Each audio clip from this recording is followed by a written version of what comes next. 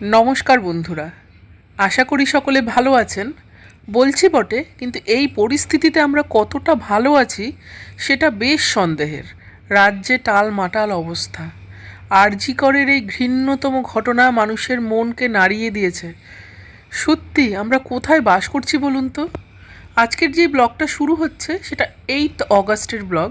ওই দিন আমার বার্থডে ছিল, কিন্তু তারপরেই মেয়ে এত অসুস্থ হয়ে গেল, 8 দিন জ্বর ছিল আমার মেয়ের।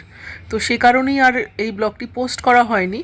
তো বেশ কয়েকদিন পরে আজকে এটা পোস্ট করছি। তো জন্মদিনের সকাল, ঠাকুরকে পুজো দিয়ে রোজকার মতোই আজকেও আমি স্কুলে যাব।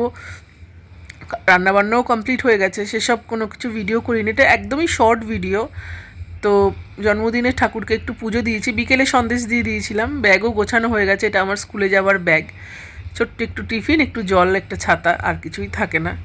হাজব্যান্ড ঘুমোচ্ছে, ওই আমাকে দিয়ে আসছে, কারণ আমার কাছে স্কুলের মিড ডে মিলের একটু বই আছে, ব্যাংকের বইটা আমি একটু আপ টু ডেট করাবো বলে আমার হাজব্যান্ডের সাথে যাচ্ছি। এই তো কল্যাণীর রাস্তায়, এখন সেন্ট্রাল পার্কে এসবিআইয়ের ব্রাঞ্চে আছে, ওখানে আপ টু ডেটের মেশিন বসানো আছে, তাই বইটা আমি নিয়ে এসেছিলাম স্কুল থেকে। দেখুন রাস্তার পাশে বালি, কি সুন্দর রাস্তাঘাট, কিন্তু এই যে এত ফ্ল্যাট উঠছে না, চারিদিকে ফ্ল্যাট, ভালো ভালো বাড়িগুলো ভেঙে সব ফ্ল্যাট উঠে যাচ্ছে। কল্যাণীর পরিবেশ আর আগের মতো নেই। চলে এসেছি সেন্ট্রাল পার্কে, এখন একটু ব্যাংকে ঢুকে আপডেট করব। আজকে বার্থডে, কিন্তু বার্থডে বলে তো ছুটি নেওয়া সম্ভব না, বুঝতেই পারেন। এই আপ টু ডেট করতে ঢুকেছি।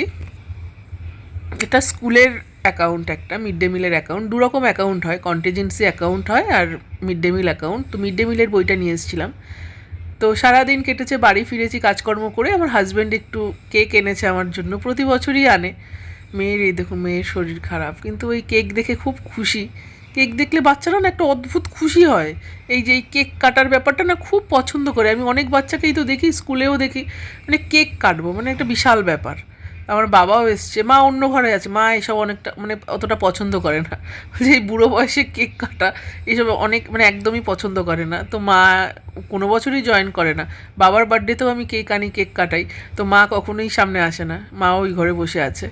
এই যে বাবা খুব মজা করে, আমার বাবা এই 81 এখন। বাবা হাততালি দিল, কি ভালো লাগছে। এবার আমরা পুজোতে ঘুরতে যাব, বাবাকে আমি সাথে নিয়ে যাব, মা যাবে না।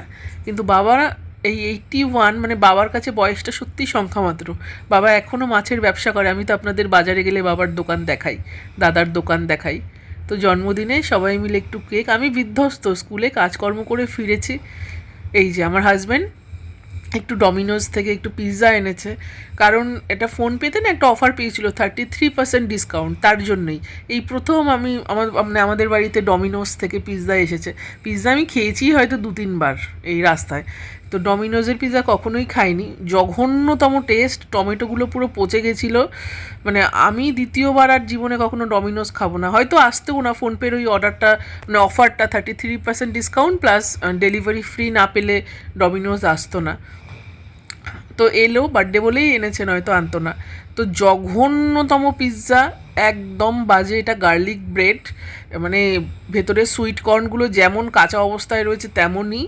আর এটা হলো ফার্ম হাউস পিৎজা, টমেটোগুলো পুরো পচা গন্ধ, আমার মেয়ে খেতেই পারেনি। আর ওইটা হলো মার্গারিটা পিৎজা। এগুলো আমি এই প্রথমেই নাম জেনেছি, খুবই বাজে, আমি কি বলবো, একদম টেস্টলেস, জঘন্যতম। আমি জানি না, ডমিনোজ হয়তো অনেকের ভালো লাগে, আমাদের সাথে এক্সপিরিয়েন্স খারাপ হলো, কিন্তু আমাদের প্রথম অভিজ্ঞতা সবার খুব খারাপ। তো আমরা এটা খাবো এখন। জন্মদিন এভাবেই কাটালাম। আপনারা আমাদেরকে আশীর্বাদ করবেন, ভালোবাসা দেবেন, সকলে ভালো থাকবেন। নমস্কার।